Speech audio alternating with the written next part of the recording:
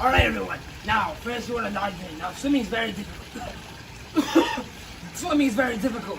So, you want to start out by doing this.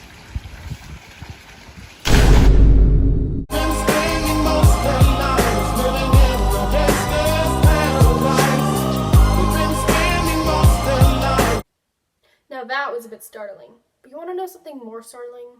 Chemical pollution. Well, what is chemical pollution? Well, chemical pollution, as defined by environmentalpollutancecenters.org, is the presence or increase in our environment of chemical pollutants that are not naturally present there, or are found in amounts higher than their natural background values. Most of the chemicals that pollute the environment are man-made, resulted from the various activities in which toxic chemicals are used for various purposes. Chemical pollutants mostly result from various activities, including the manufacturing, handling, storing, and disposing of chemicals. These occur in situations like industrial places, agricultural use of pesticides, and household activities like cleaning. All living things are negatively affected by chemical pollution in a chain-like way, and at the bottom of that chain are plants. So there's quite literally zero information except for like one website about the effects on plant life from chemical pollution. However, chemicals going into the water eventually go to the plants, such as kelp or seaweed. These plants also, well, just like everything, they begin to die. Especially in a kelp forest where lots of hungry animals tend to hang out. If the soil gets filled with chemicals, then everything gets filled with chemicals, which is a way worse thing. Plants are the only living organisms negatively affected by this, though. Animals are also pretty affected, either independently or because of the plants. To understand how animals are affected by chemical pollution, we have to talk about biomagnification. The definition of biomagnification is the concentration of toxins in an organism as a result of its ingesting other plants or animals in which the toxins are more widely dispersed. In the context of chemical pollution, animal biomagnification levels rise because of the food chain. When a smaller animal eats an infected plant, it absorbs those toxins. Then, another animal eats that animal and absorbs those toxins. This becomes a pattern throughout the food chain. This means that one infected plant could infect many more different animals. Chemical pollution can also muddle with animal senses, making them vulnerable to predators. And again, when those predators eat their prey, they then absorb the same chemicals and the chain goes on. This could lead to disastrous things, like the extinction of entire species.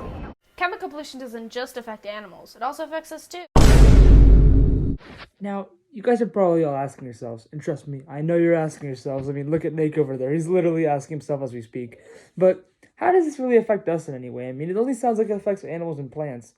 Well, guess what? It does affect us, and it's really bad, because apparently areas with large amounts of chemical pollution are legally considered as hazardous areas, and those hazardous areas could give us stuff like cancer and disruptions in our nervous system and hormonal system, and those are just pretty bad things in general for us. Oh, no, but don't be scared, guys. I mean, I can obviously see Shane's quivering in his boots over there, but there's no reason to be scared, because there's a lot of good ways we can help stop this before you can have all that bad stuff happen to you. Now, we've established that chemical pollution is a huge problem, and we have to work to stop it.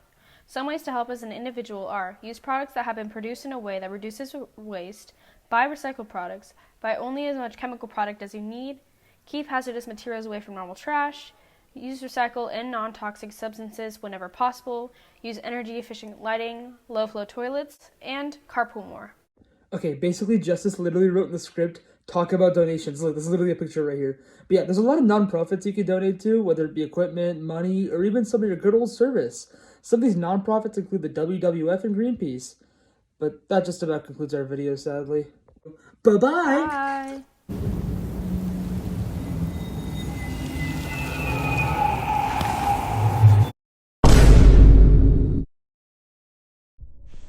In a world where this video never existed, the effects of chemical pollution got so horrible, so tremendously bad, that the entire world just ended, which is why it's important to take care of our planet.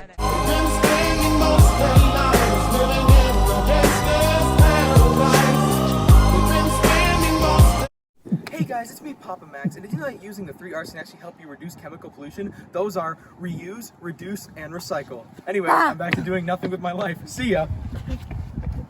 Oh, I thought he was gonna